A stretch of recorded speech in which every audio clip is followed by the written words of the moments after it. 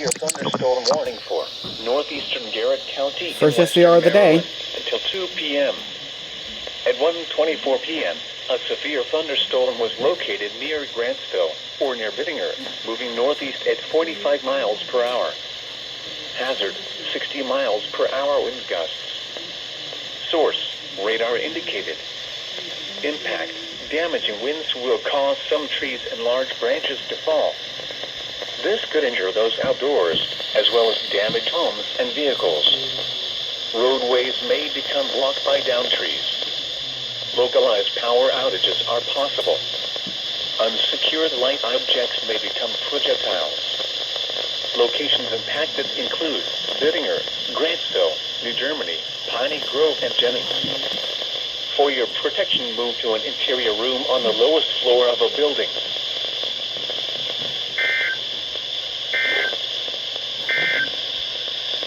The National Weather Service in Sterling, Virginia has issued a